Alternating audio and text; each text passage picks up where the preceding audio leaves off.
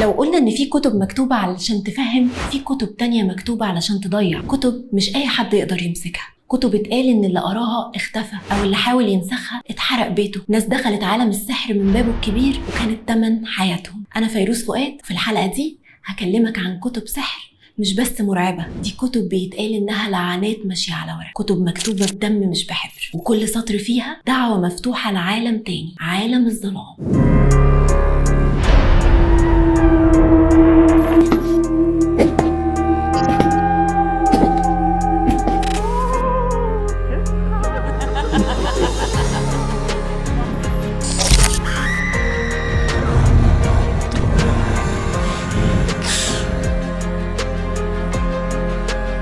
أول كتاب معانا وهو الأشهر والأخطر والأكثر جدل، شمس المعارف الكبرى، تأليف أحمد بن علي البوني، الساحر اللي كان معروف بقدراته الفوق طبيعية. الكتاب ده مش مجرد صفحات، ده موسوعة سحر أسود، تسخير جن، استحضار كيانات، معرفة للغيبيات. الكتاب فيه أبواب لتسخير الأرواح، فتح الكنوز، ربط الأشخاص وجلب المحبة. بس في شرط خطير، لازم تكون نقي، ومش أي نقاوة، لازم تبعد عن الناس وتصوم وتنام في الضلمة، غير كده التمن هيكون روحك. في جداول وطلاسم الناس لحد النهاردة محدش عارف يفكها، وفي رموز ظهرت بعد كده في طقوس حقيقية لعبدة الشيطان في أوروبا وأمريكا. خليني أقول لك قصة شاب من المنوفية لقى نسخة ورق من الكتاب، قرأ أول فصل وقال مفيش حاجة بتحصل، بس بعدها بساعة نور أوضته انطفى، الشباك اتفتح لوحده وصوته اتغير بقى رخيم وغريب كأنه بيتكلم بصدى صوت. نام يومين متواصلين، ولما صحي ما كانش حتى فاكر اسمه، والأغرب مراته بتقول انه بقى بيكلم حد في الضلمة وبيقول انا نفست، سيبوني بقى. الكتاب ده لوحده حكاية، اسمه العزيف، يعني صوت الجن في الصحراء. كتبه شاعر يمني اسمه عبد الله الحضرت، اتجنن بعد ما قضى سنين في صحراء الربع الخالي، وكانوا بيسموه الشاعر المجنون. بيقولوا انه قابل كيانات اسمهم القدامى، مش جن ولا بشر، كيانات كانت هنا قبل الأرض نفسها، ويقال إنهم لسه موجودين وبيراقبونا. العزيف مليان أسماء مش مفهومة ورسومات لعوالم مظلمة، في صفحات بتشرح إزاي تستدعي الكيانات دي، بس لازم تكون قرب المقابر أو في الصحراء. وفي كمان فصل كامل بيتكلم عن أكل الروح. في راجل من العراق جاب نسخة من العزيف مترجمة من الإنترنت وبدأ يقرأ منه كل يوم بالليل. مراته ماتت بعدها ب3 أيام من غير أي سبب طبي معروف، ولما أخوه حاول يحرق الكتاب النار ما مسكتش فيه، الورق ما اتحرقش، بس الأرض حوالين الكتاب اسودت كأنها اتحرقت. كتاب السحر الأحمر، الكتاب ده بيوصفوه إنه كتاب إبليسي، فيه أكتر من 100 باب للسحر الأسود، ربط، تفريق أمراض، جنون، استحضار شياطين، مش مجرد جن عادي. في طقوس لازم يتقدم فيها دم حيوان أو حتى دم بشري، وفي صفحات لو لمستها بإيدك من غير تحصين بتسمع صوت في ودنك بيهمس باسمك. أخطر باب فيه هو باب فتح العين السفلى، اللي بيخليك تشوف عالم الجن وانت صاحي، بس في المقابل العالم ده هيشوفك. خليني أحكي لك قصة الشيخ المعروف في ليبيا اللي حاول يقرأ الكتاب ده على الهوا في لقاء تلفزيوني. بعد 3 دقايق عينه بدأت تدمع وصوته اتلخبط وفقد الوعي، اتنقل للمستشفى، ولما فاق قال أنا دخلت في مكان مظلم وكان في حد ماسك رقبتي وبيقول لي اتكلم تاني وهقطع لسانك.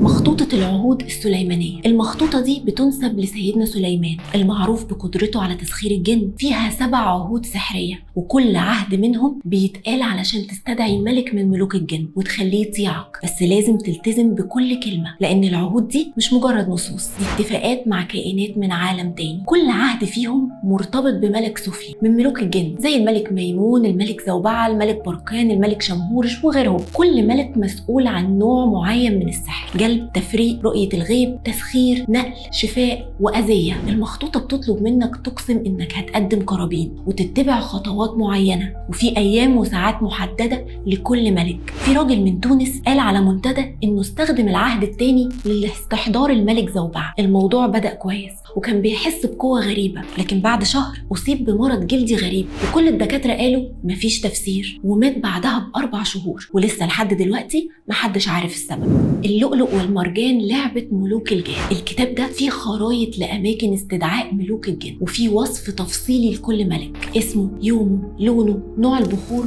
والذبيحة اللي بيطلبها. الكتاب مكتوب بلغة قديمة، وفيه فصل اسمه باب الصمت اللي لازم تقراه وانت ساكت، لأن أي صوت حواليك ممكن ممكن يكون سبب في حضور كيان مش مدعو. الكتاب ده مش مجرد طلاسم، ده موسوعة كاملة عن تسخير الجن والسيطرة عليهم. بيشرح لك بالتفصيل ازاي تستحضر كل ملك من ملوك الجان السبعة، وازاي تكلمه، وايه القرابين اللي بيطلب، وايه اللي ممنوع تعمله. يعني مش لعب عيال، ده تعامل مباشر مع كيانات من عالم تاني. في عالم السحر في 7 ملوك كبار للجن، كل واحد فيهم مسؤول عن نوع معين من الطلاسم والسحر. زي الملك مزعبر اللي بيتقال انه مسؤول عن اعمال المحبة، والملك شمهورش اللي بيتعاملوا معاه في الطلاسم السفلية. الكتاب بيقولك ازاي تتواصل مع كل ملك، والادوات اللي لازم تكون معاك، والساعة واليوم، وحتى لون اللبس. بس لو غلطت، لو نطقت كلمة زيادة، ممكن حياتك تتحول لجحيم. في حد اشترى نسخة من سوق الأزبكية في مصر، المكتبة اتحرقت بعدها ب4 أيام والكتاب ما تأثرش. الشخص ده حاول يبيع الكتاب، بس